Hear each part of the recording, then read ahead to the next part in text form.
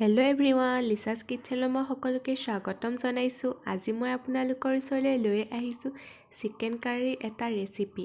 তাৰ কাৰণে মই কি সামগ্ৰী ব্যৱহাৰ কৰিছোঁ আৰু কি পদ্ধতিৰে বনাইছোঁ চাই লওঁ আহক। চিকেন বনাবলৈ মই আধা কেজি চিকেন লৈ লৈছোঁ। এইখিনি মই এতিয়া ভালদৰে ধুই ল'ম। এয়া মই মাংসখিনি ভালদৰে ধুই লৈছোঁ আৰু এয়া 3টা পিঁয়াজ মই কাটি লৈছোঁ গোল আকৃতিত। এয়া আলু কাটি লৈছোঁ 3টা। এয়া নহৰু, আদা আৰু জালুকৰ পেষ্ট বনাই লৈছোঁ।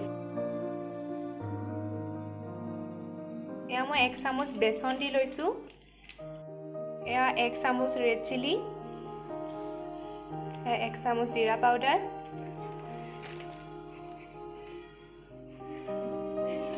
এয়া 1 চামুচ ধনিয়া পাউডাৰ, এয়া হালধি আপোনালোকৰ আন্দাজ মতে দি ল'ব।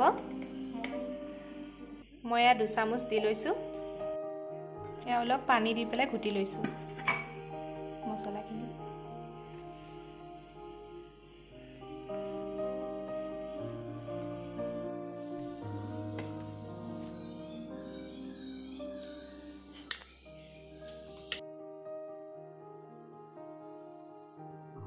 এয়া মই 1 চামুচ নিমখ দি ল'লোঁ। এইখিনি এতিয়া মই ভালদৰে মিক্স কৰি ল'ম। মই কেৰাহী এটা গৰম কৰি ল'লোঁ। তাত মই তেল দি ল'ম। নিজৰ আন্দাজ মতে আপোনালোকেও দি ল'ব।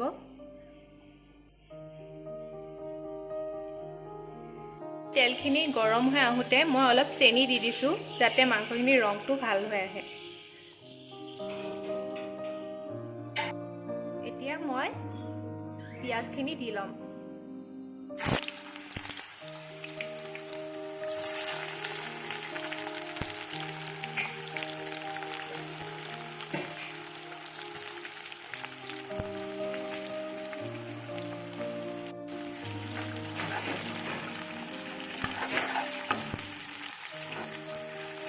এয়া মই তেজপাত এটা ছিগি দি দিছোঁ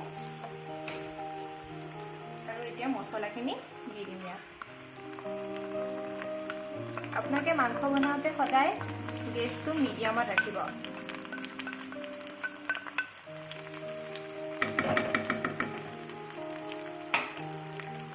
এইখিনি ভালদৰে লৰাই ল'ম।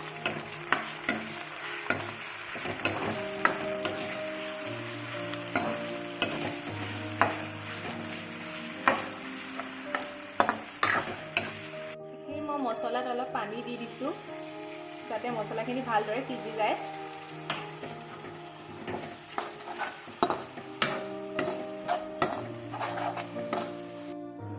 মছলাখিনি আপোনালোকে লৰাই থাকিব, যাতে তলত ধৰি নাযায়।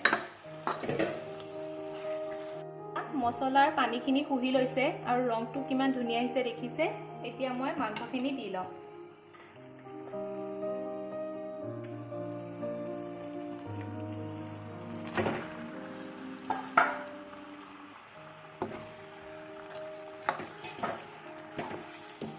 আলুখিনিও দি লৈছোঁ। এইখিনি ভালদৰে মিক্স কৰি ল'ম।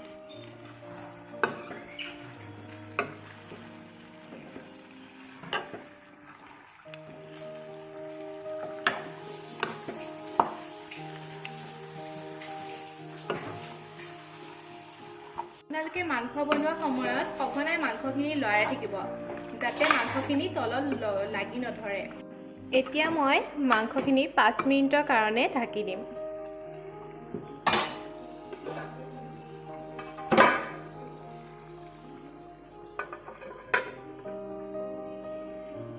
এতিয়া 5 মিনিট হৈ গ'ল। মই ঢাকনাখন খুলি এইখিনি লৰাই দিম।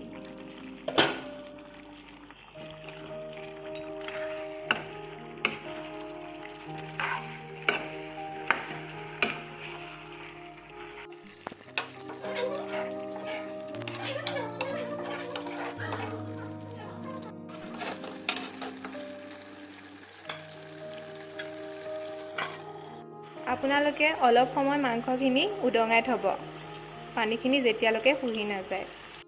আমাৰ এতিয়া মাংসখিনি পানী শুহি গৈছে। আমি অলপ টমেটো চচ দি ল'ম।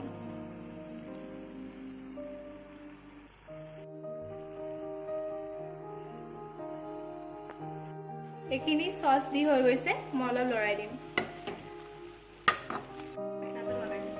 এয়া চচ দিয়াৰ পিছত মই ঢাকনাখন মাৰি দিছোঁ। এতিয়া মই ঢাকনাখন খুলি লৈছোঁ। এইখিনি পানী দি দিম মই। এয়া এমগ দিছোঁ পানী। আপোনালোকে আপোনালোকৰ জোখমতে পানী দি ল'ব। মাংসখিনিত পানী দিয়াৰ পাছত মই এয়া হাই ফ্লেমত জুই দি দিছোঁ। আপোনালোকেও হাই ফ্লেমত ৰাখি দিব।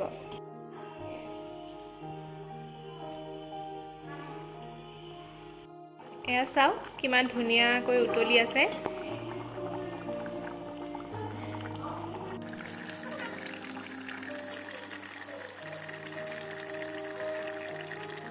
উতলি থকাৰ মাজত এবাৰ ভালদৰে লৰাই দিব।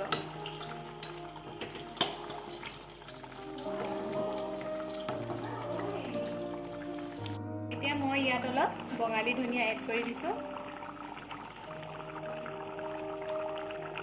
এতিয়া মোৰ মাংসখিনি হৈ গৈছে।